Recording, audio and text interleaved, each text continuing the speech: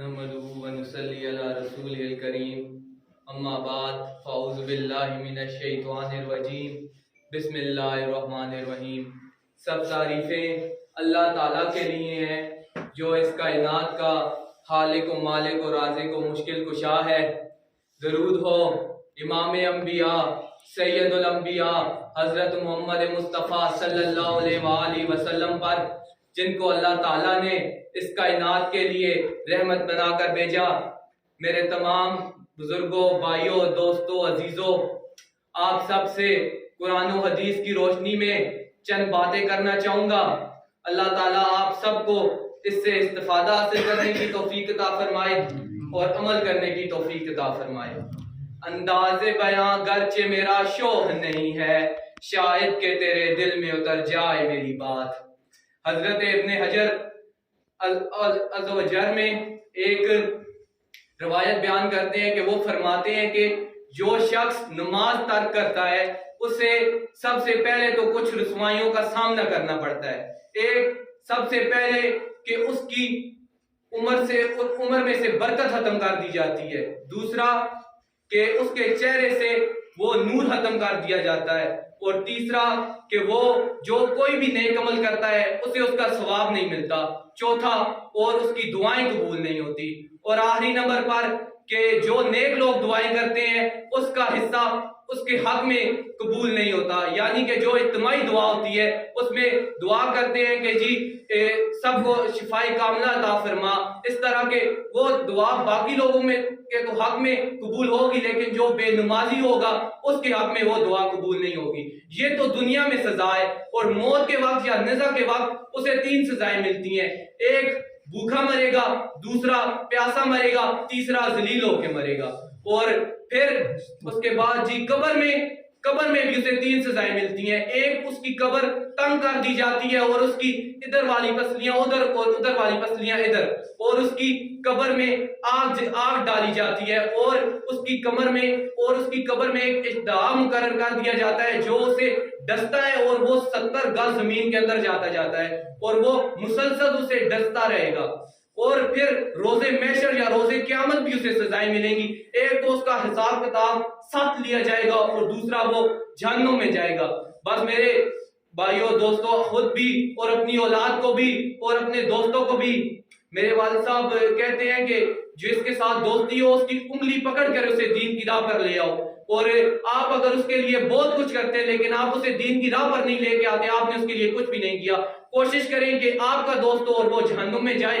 والدین اپنی اولاد کے لیے اسے اتنی وہ اس کے لیے کوششیں کرتے ہیں، اس کے لیے اتنی زیادہ فیسیں بھرتے ہیں کہ اس کا مستقبل اچھا ہو جائے۔ یونیورسٹیوں کے اندر، کالجز کے اندر باری فیسیں دیکھی ہیں کہ مستقبل اچھا ہو جائے۔ میں نے والدین کو دیکھا ہے کہ والد مزدوری کرتا ہے اور وہ بیگ کمر پہ اٹھاتا ہے اور مزدوری کرتا ہے، اور مائیں اپنا زیور فروخت کر دیتی ہیں کہ اولاد پڑھ جائے۔ یار اتنا کچھ کیوں کر رہے ہو؟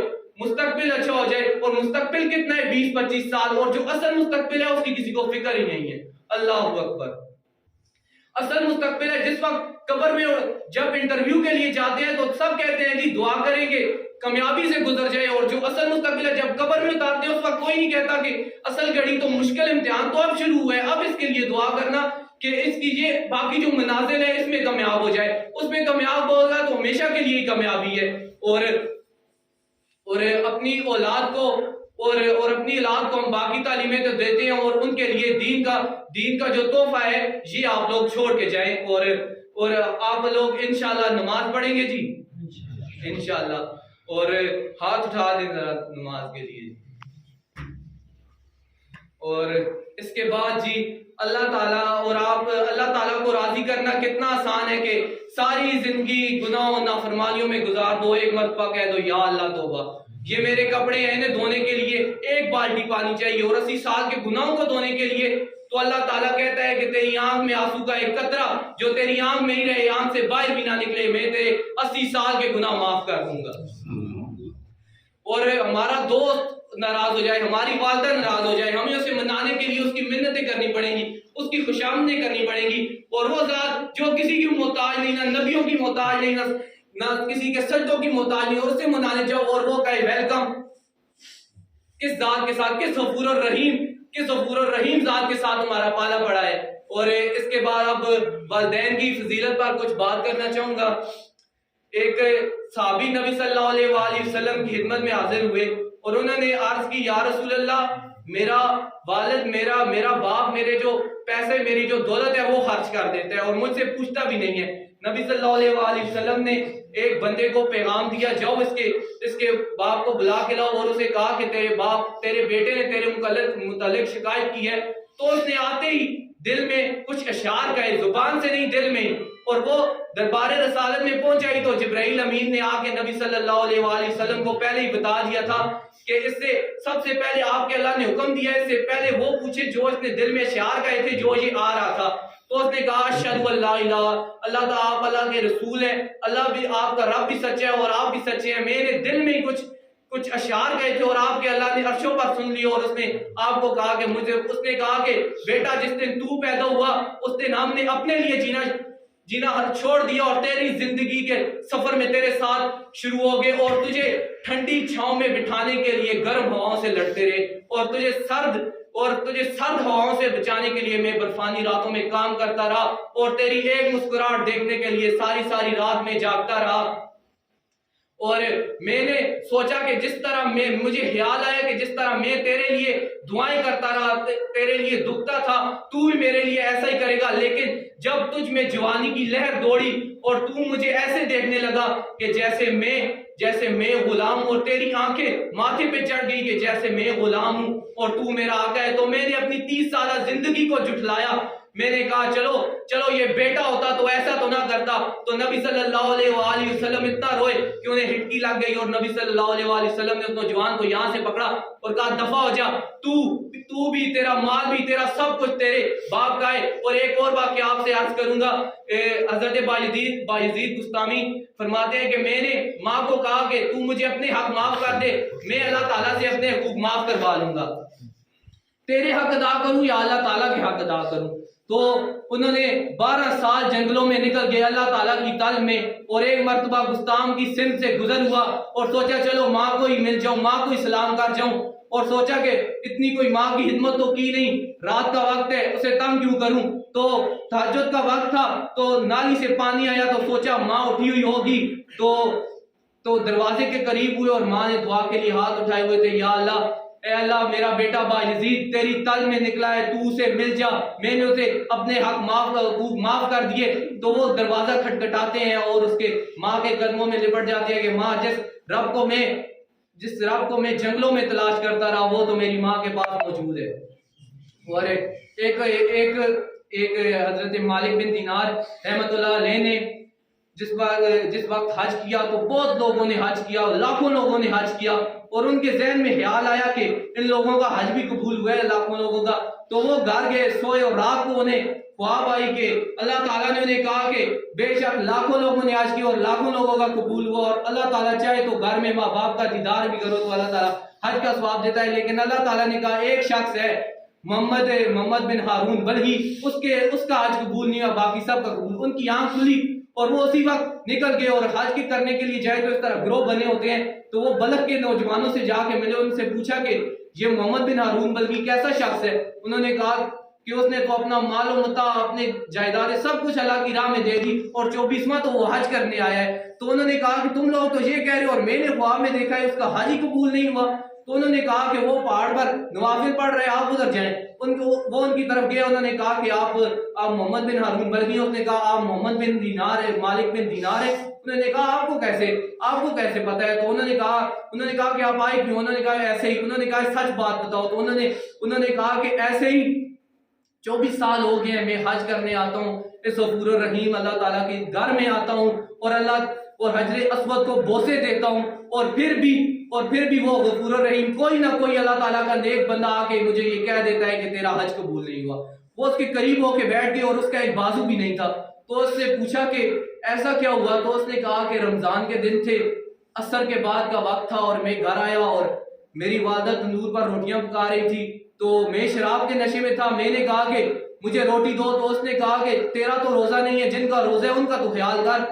تو میں غصے میں تھا تو میں نے ماں کو دبڑ مار دیا, وہ جلتے ہوئے تندور میں گر گئی. تو لوگوں نے مجھے کمرے میں بند کر دیا. اگلے دن میرے بیوی گھر چھوڑ کے جانے لگی تو اس نے کہا کہ ماں کے قاتل کے ساتھ نہیں رہتی. تو میں نے کہا ماں مر گئی ہے تو مجھے بتایا کیوں نہیں؟ اس نے کہا کہ وہ وصیت کر کے گئی تھی کہ میرے بیٹے کو میری چرپائی کے قریب بھی میں نہیں آنے دینا. تو وہ کہتے ہیں کہ میں نے اسی وقت کلاڑی لی اور اپنے اسی ہاتھ کو کاٹ دیا. اور پھر میرا 24 سال ہو گئے, ہر مرتبہ 24واں میں حج کرنے آیا ہوں, ہر مرتبہ اللہ تعالیٰ کو کوئی نیک بندہ آ کے کہہ دیتا ہے کہ آپ کا حج قبول نہیں ہوا. تو انہوں نے مالک بن دینار کہتے ہیں میں نے اسے دفڑ مارا اور میں نے کہا تو اسی قابل ہے. تو کہتے ہیں کہ میں گھر گیا اور سویا اور مجھے خواب میں حضرت محمد مصطفیٰ صلی اللہ علیہ وآلہ وسلم کا دیدار نصیب ہوا. اور نبی صلی اللہ علیہ وآلہ وسلم نے فرمایا کہ تو نے ایسا کیوں کیا, تو نے اسے دبڑ کیوں مارا؟ انہوں نے کہا کہ اس کی ماں ہی اس کی نجات کا سبب بنے گی. تو انہوں نے کہا کیسے؟ تو رسول صلی اللہ علیہ وسلم نے فرمایا جب ان کی ماں روزے محشر روزے قیامت اپنا مقدمہ درج کر رہی ہوگی تو اسے وہ کہے گی یا اللہ اسے بہت سخت سزا دینا. تو یہ فرشتے جہنم کی طرف لے کے جا رہے ہوں گے تو وہ ایک دفعہ پلٹ کے ماں کی طرف دیکھیں گے, دوسری دفعہ جب جہنم میں انہیں دھکیلا جا رہا ہوگا تو وہ ماں کی طرف دیکھیں گے, ماں تجھے پتہ ہے مجھے یہ آگ میں جلائیں گے اور مجھے جہنم میں درگور کریں گے. تو ان کی ماں کہے گی یا اللہ میں نے اسے معاف کر دیا اور اللہ تو بھی اسے بخش دے. تو ماں تو سمندر کے پاتال تک تو شاید کوئی پہنچ ہی جائے لیکن ماں کی محبت کا کوئی کنارہ ہی نہیں ہے. اور جن کے والدین زندہ ہیں وہ ان سے دعا لو, اور جن کے والدین فوت ہو گئے دنیا سے چلے گئے ان کی قبروں پہ جایا کرو. اور یہ والدین کا حق ہے.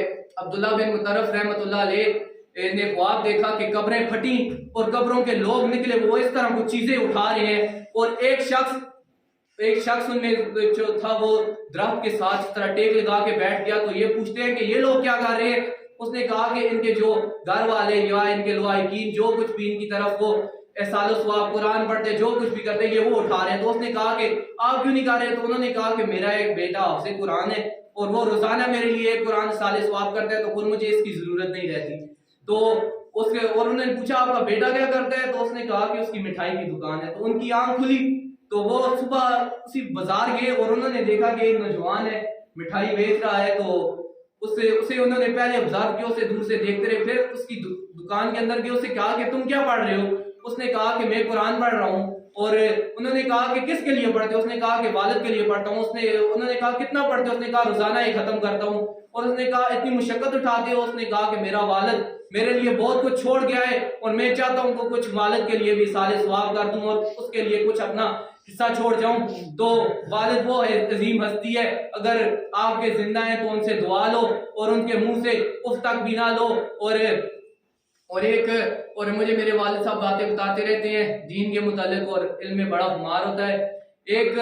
کہتے ہیں ایک بندہ اپنے باپ کو لے کے گیا, پہاڑ پر لے کے گیا اور اس نے کہا کہ آپ تنگ کرتے ہو اور آپ کو ادھر سے دکھا دوں گا. تو اس نے کہا کہ اس سے نہیں اس پہاڑی سے دینا. اس نے کہا ایسے کیوں؟ اس نے کہا تھا میں نے بھی ایسے ہی اپنے والدین کے ساتھ کیا تھا. تو صحیح حدیثوں میں یہ بات ثابت ہوتی ہے کہ جو آپ گناہ کرتے ہو وہ تو اللہ تعالیٰ غفور الرحیم ہے, معاف کر دے, بخش دے, جاؤ اس کا حساب روزے قیامت لے. لیکن جو آپ والدین کے ساتھ سلوک کرتے ہو اس کا جب تک بدلہ اللہ تعالیٰ آپ سے قیامت کے روز دنیا میں نہیں لیتا, آپ کو موت نہیں آئے گی.